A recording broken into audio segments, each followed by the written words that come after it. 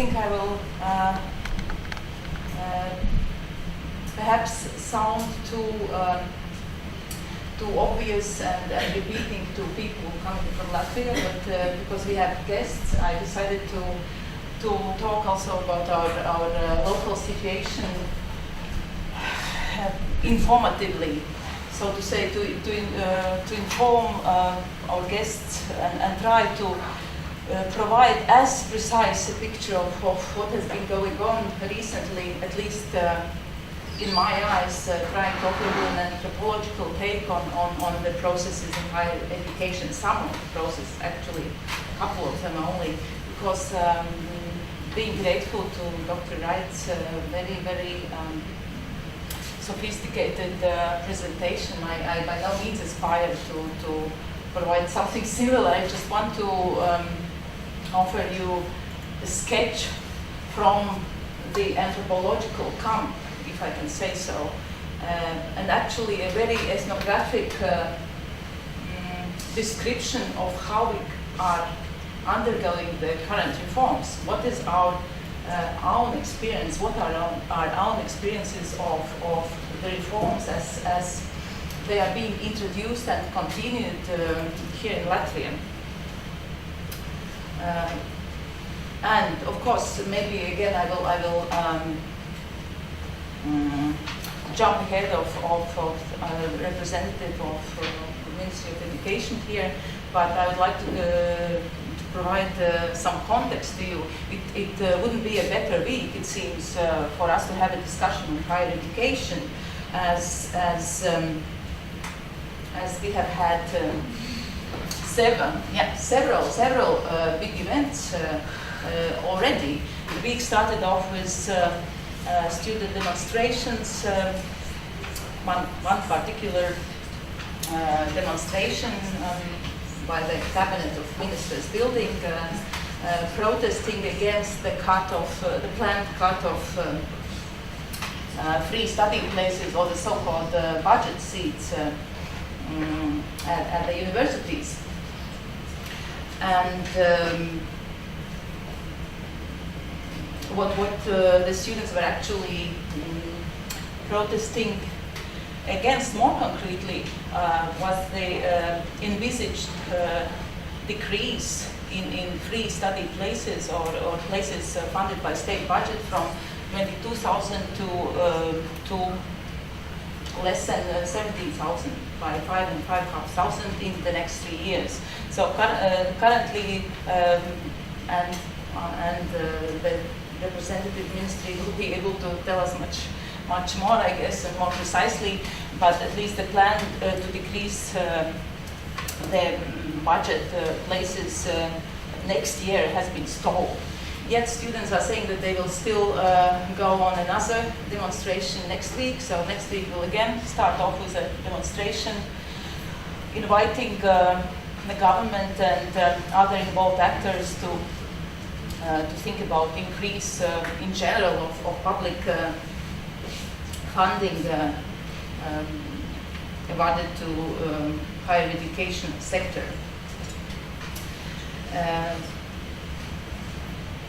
And incidentally, one other thing which really concerns many of us here coming from Latvia. As I speak now, I'm actually competing with the students for money. Because incidentally, the plan to cut the free study places is linked to the very recent reform of teachers' salaries, and actually very recent also decision by the government to increase the salaries of academic staff at the universities. And the link is as follows. As the salary increase for academic staff has not been earmarked as to be supported from state budget funds, the universities and the Ministry of Education lack resources to support this rise. So, as a consolidation of resources, one of the options, as we understood, was to decrease the free study places. Yet nothing is certain. The government has not decided. The head of cabinet of ministers, our prime minister, actually announced that these two things should be separated: the budget places and the salary increase for academic staff. So it is still to be seen how this small or recurrent deadlock will be dissolved or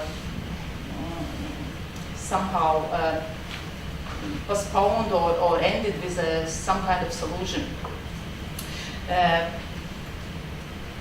But as I said, we don't face uncertainty for the first time. And here I want to refer to a time 4 ministers ago, 4 years ago, when the then Minister Robert Steels, who also happens to be a social anthropologist, proposed wide-ranging reforms of higher education. And one of the things he suggested, and which is also being voiced now as a matter or subject of discussion, was to eliminate all free study places or budget places at the universities and instead introduce tuition fees for all students. And according to this suggestion, all students will have to take study loans, which would then be repaid or not repaid by them, depending on what kind of career they would pursue, whether they would stay in the country and work in the relevant field of economy, using the specialized knowledge they acquired at the university, and also depending or not, and also their duty to repay or not repay, or be exempt from the loan repayment would depend on their income level.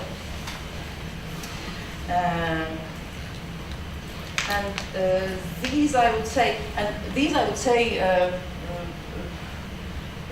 represent two very radical or extreme positions with many views in between. Two positions: one, education free for all, and the other one, all of us pay for our education. What is even more important, I think, and I would like to propose to look at this clash of very different positions and recurrent discussions of the education finance issues, to look at these discussions as actually part of inexplicit and sometimes very erratic debate on the role of education and knowledge as such. And why I'm saying inexplicit, because I think this kind of debate has not taken place for long enough, and involving all kinds of actors, involving them in very meaningful and productive, to borrow the term from actually also educational reforms, productive discussion and actually some kind of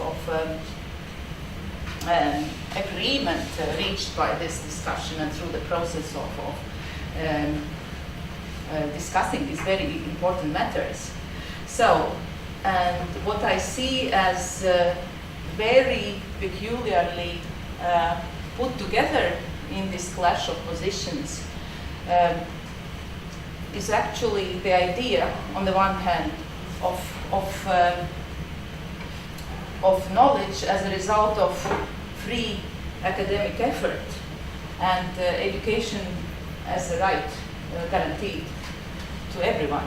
And on the other hand, at the same time, knowledge as a product framed by the discourse of knowledge-based economy. So knowledge created and sold by knowledge workers, that is us, academic laborers, researchers, lecturers, professors, and so on. And then product that is bought by consumer students and then later sold by those students in the market.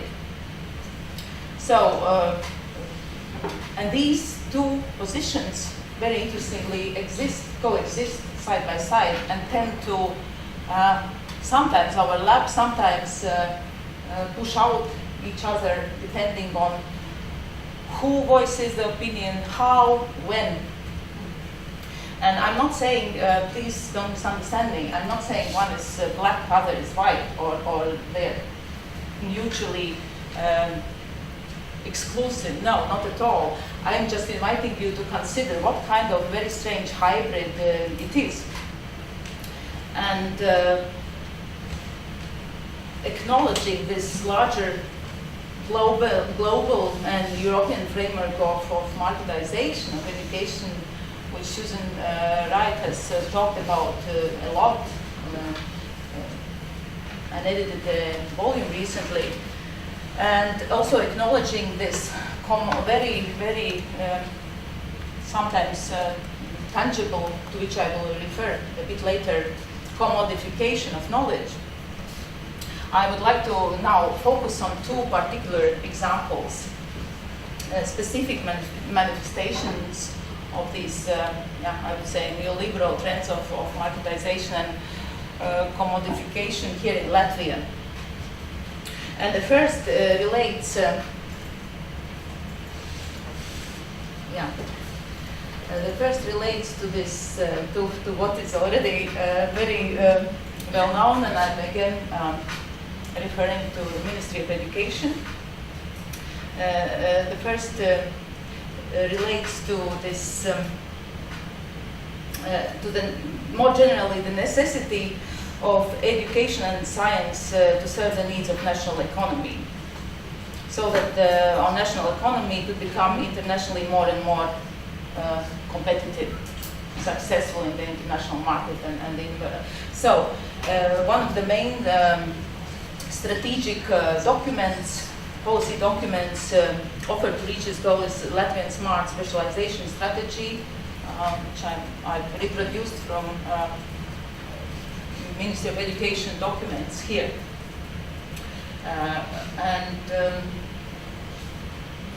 Here you see the main directions, the main priorities, and the main specialization areas,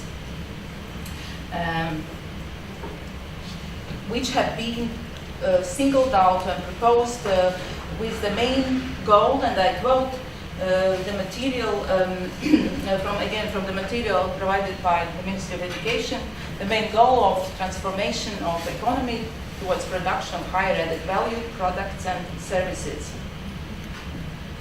And this strategy aims to effectively bring together higher education and research sectors with industries, so as to stimulate this innovation-based production and thus boost Latvian economy.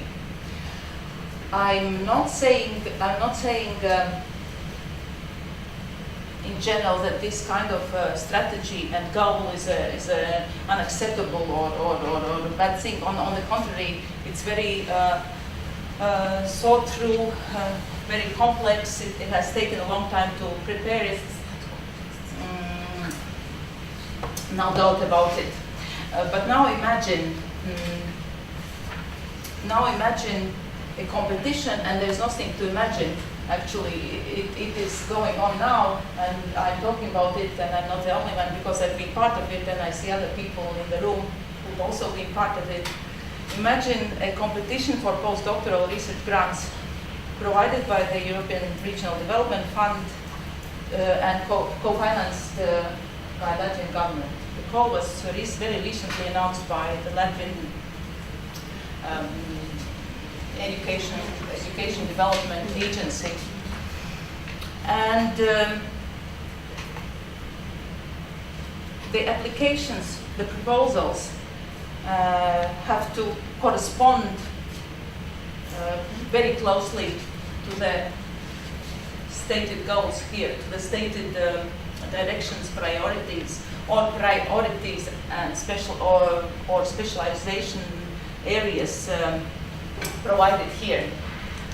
I would say it is very hard for humanities and social sciences researchers to insert themselves, to prove into these areas, to prove their validity, to prove their usefulness, actually without sounding very artificial. And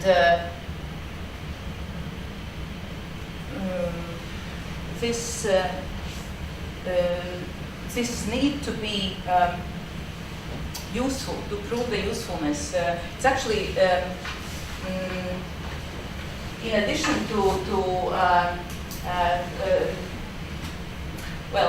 slight feelings of humiliation it creates, also creates difficulties to provide these very tangible measurements and results social sciences and humanities representatives can bring to our society. And here I return to the previous thought about the need or the clashing visions, or the need to discuss the tasks and role of knowledge and education in our contemporary society. So the question is, can the still remains, can the contribution of social sciences and humanities always be precise if we don't mean just articles in cited peer-reviewed journals, to which I will turn a bit later, and should it always, of course, I understand to implement a strategy to achieve some results, there need to be indicators. But what about the not always precisely measurable results or benefits? What about, for example, avoiding situations like Brexit through enhancing public knowledge and debate on issues rather than succumbing to the actually blind, sometimes quite blind following of ideologically very strong but not always very sound and well-grounded initiatives. This question has been asked also recently by a group of activists, group for defense of humanities and social sciences that has been created in Latvia and unites several tens of people. So that means this question is not just a complaint or whining of a small bunch of unsatisfied and unfunded people. I think there is more to it than just not being able to receive financial support, although that is also an important issue.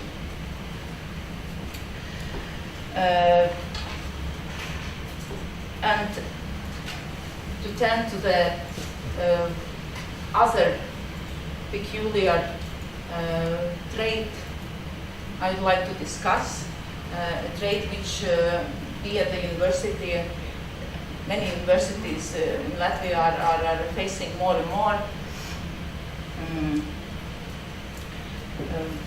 I'd like to discuss the measurement and accountability, but actually most of all measurement of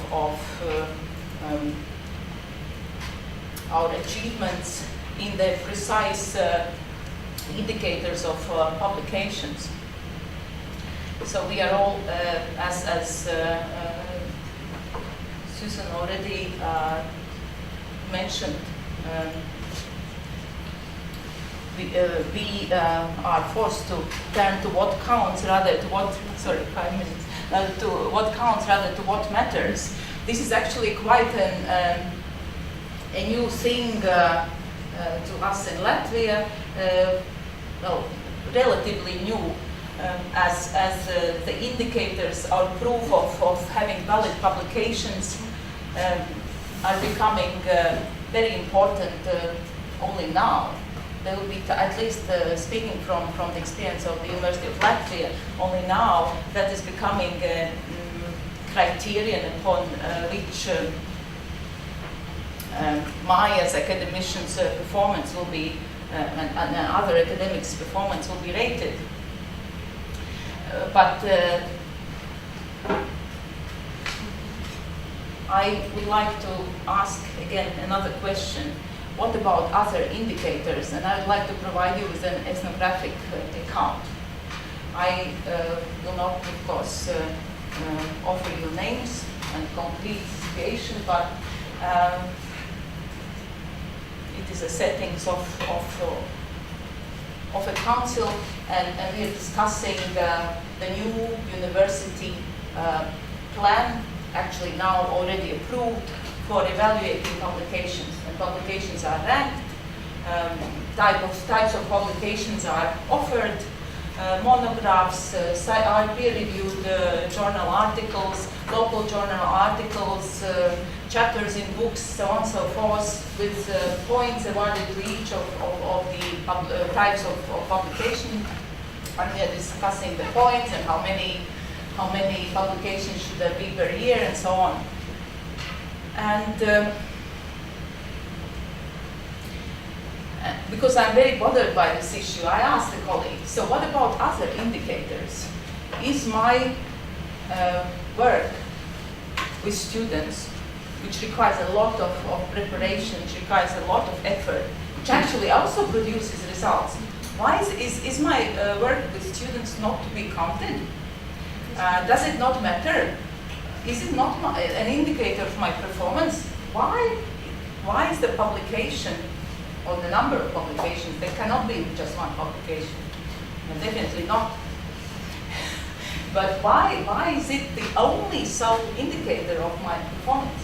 The other thing, is perhaps research and development in applied research actually affecting concrete policy making process, affecting concrete issues now quite important in concrete fields of